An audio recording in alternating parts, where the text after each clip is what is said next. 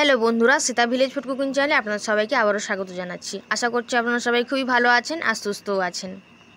তো বন্ধুরা, প্রত্যেক দিনের মতো আজকেও আমি একটা রেসিপি নিয়ে হাজির হয়ে গেছি। তো আজকের রেসিপি একেবারে নরম তুলতুলে মালপোয়া। আর এই মালপোয়াগুলো বন্ধুরা খেতে কিন্তু খুবই সুন্দর হয়। আর আজকে আমি মালপোয়াগুলো যেমনভাবে বানাবো, আপনারা যদি ঠিক এইরকমভাবেই বানান বা এই ভিডিওটা দেখেই বানান, তাহলে কিন্তু এরকম সুন্দর মালপোয়া আপনারাও বাড়িতে বানাতে পারবেন। আর আজকে যদি চ্যানেলে নতুন এসে থাকেন, চ্যানেলটা সাবস্ক্রাইব করে পাশে থাকার অনুরোধ রইল। আর অবশ্যই করে বন্ধুরা অল নোটিফিকেশানটা অন করে নেবেন, যাতে করে আমি যখনই কোনো রেসিপি আপলোড করব আপনাদের কাছে সবার আগেই পৌঁছে যাবে। চলুন তাহলে নরম তুলতুলে মালপোয়াটা বানিয়ে ফেলা যাক। আর মালপোয়া বানানোর জন্য এই মাপগুলো কিন্তু একটু ঠিকঠাক রাখতে হবে। তো এই বাটিটার মাপ করে, মানে একদম ছোটো বাটিটার মাপ করে, এক বাটি ভর্তি ভর্তি কিন্তু নয়, একটু কম সুজি নিয়ে নিয়েছি। আর এক বাটি ভর্তি ভর্তি করে বড় বাটির ময়দা নিয়ে নিয়েছি। অবশ্যই ময়দাটা কিন্তু বেশি থাকতে হবে আর সুজিটা কিন্তু হাফ নিতে হবে। আর দিয়ে দিলাম 5 চামচ মতন চিনি। এই মাপগুলো যদি ঠিকঠাক থাকে বন্ধুরা, তাহলে কিন্তু মালপোয়াগুলো খুব সহজেই আপনারা বানিয়ে ফেলতে পারবেন। আর এখন দিয়ে দিচ্ছি মৌরিটা দিলে মালপোয়াটা খেতে কিন্তু বেশ ভালো লাগে। যদি পছন্দ না হয় নাও দিতে পারেন। দিয়ে দিলাম 1 চিমটে মতন লবণ। সমস্ত শুকনো উপকরণগুলোকে খুব ভালো করে মিশিয়ে নিচ্ছি। 1 থেকে 2 মিনিট সময় নিয়ে শুকনো উপকরণগুলোকে একটু ভালো করে মিশিয়ে নিলাম। 1 থেকে 2 মিনিট টাইম নিয়ে মেশানো হয়ে গেছিলো। এখন গরুর দুধ ফুটিয়ে একটু জাল করে নিয়েছিলাম, হালকা উষ্ণ গরম আছে। এই দুধটা আমি নিয়ে অল্প অল্প করে এইভাবে দুধটা দিয়ে মিশিয়ে নেব। আপনারা কিন্তু গুঁড়ো দুধ দিয়েও বানাতে পারবেন। গুঁড়ো দুধ দিয়ে মিশিয়ে নিয়ে তারপর অল্প করে জল দিয়েও কিন্তু ব্যাটারটা বানিয়ে নিতে পারবেন। তো প্রথমে আমার 1 বাটি দুধ লেগেছিল, তারপর কিন্তু আর একটু দুধের আমার প্রয়োজন পড়েছিল। তো এইভাবে অল্প অল্প করে দুধ দিয়ে আমি ব্যাটারটা কিন্তু বানিয়ে নেব। তবে ব্যাটারটা কিন্তু পাতলা হবে না। আর দেখুন, কিছুক্ষণ সময় নিয়ে এইভাবে একটু ফেটিয়ে নিতে হবে, তাহলে কিন্তু মালপোয়াটা ফুলকোও হবে আর খেতেও কিন্তু খুবই ভালো লাগবে। একটু সময় নিয়ে ফেটিয়ে নিতে হবে। আর এতে আপনারা কিন্তু নারকেল কোড়াও দিয়ে দিতে পারেন, তাহলে খেতে কিন্তু সুন্দর লাগবে। আর এইভাবে কিছুক্ষণের জন্য আমি ঢাকা দিয়ে রেখে দেবো। সুজিগুলো ঢাকনা দেওয়ার পর কিন্তু ফুলে যাবে আর চিনিগুলো গলে যাবে তাড়াতাড়ি। কিছুক্ষণ পর ঢাকনাটা আমি খুলে নিয়েছিলাম। দেখুন ব্যাটারটা কতটাই ঘন হয়ে গেছে, সুজিগুলো কিন্তু ফুলেও গেছে। দেখুন ব্যাটারটা।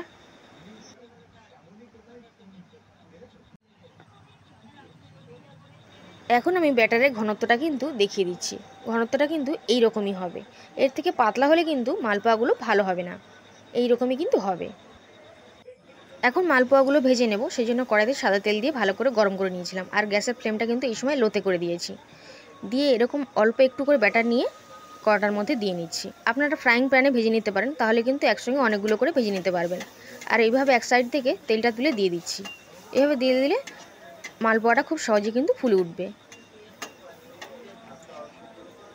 আর সাথে সাথে কিন্তু উল্টে দিলাম। এদিকেরটাও ফুলে গেছে, তাই এটাকেও কিন্তু একটু তেল ছিটিয়ে দিচ্ছি। এটাকেও কিন্তু উল্টে দেব। একটা সাইড বেশি রাখা যাবে না, তাহলে কিন্তু অনেক বেশি লাল হয়ে যাবে এবং পুড়ে যেতে পারে। এইভাবে উল্টে পাল্টে কিন্তু লাল করে ভেজে নিতে হবে। এখন কিন্তু মালপোয়াটা আমার ভাজা হয়ে গেছে। তো আমি একটা ঝাঁঝরি নিয়ে নিয়েছি এবং তেলটা ঝারিয়ে আমি তুলে নিচ্ছি। তো আর এক হাতা ব্যাটারও কিন্তু আমি কড়াইয়ের মধ্যে দিয়ে দিয়েছি। এইভাবে আমি দুটো করেই কিন্তু ভেজে নিচ্ছি। আর আগের মতন তেলটা তুলে এইভাবে দিতে থাকতে হবে, তাহলে খুব সহজেই কিন্তু ফুলে উঠবে। আর গ্যাসের ফ্লেমটা কিন্তু লোতে রাখতে হবে, তা নাহলে কিন্তু একটা সাইড পুড়ে যাবে। এই মালপোয়াগুলো এরকমভাবে বানিয়ে দেখবেন বন্ধুরা, খেতে কিন্তু ভীষণ সুন্দর হয়। বাড়ির সবাই কিন্তু খুবই পছন্দ করবে। একটু টাইম নিয়ে এপিট ওপিট লাল করে কিন্তু ভেজে নিতে হবে। বানানো একেবারেই সহজ, শুধু একটু মাপগুলো ঠিকঠাক রাখতে পারলেই কিন্তু বন্ধুরা মালপোয়াগুলো খুব সুন্দরভাবে রেডি হয়ে যাবে। তো দেখুন, এই মালপোয়াগুলো আমার ভালো করে ভাজা হয়ে গেছিলো। ঝাঁঝিটা নিয়ে তেলটা ঝারিয়ে তুলে নিতে হবে। তো এইভাবে সমস্ত মালপোয়াগুলোকে কিন্তু আমি ভেজে নিচ্ছি। তো সব মালপোয়াগুলো আমার ভাজা হয়ে গেছিলো, একটা প্লেটের মধ্যে সাজিয়ে নিয়েছি।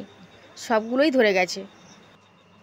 আর প্রত্যেকটা মালপোয়াই কিন্তু খুব ভালোভাবেই ফুলে গেছে। দেখুন প্রত্যেকটাই ফুলকো হয়েছে।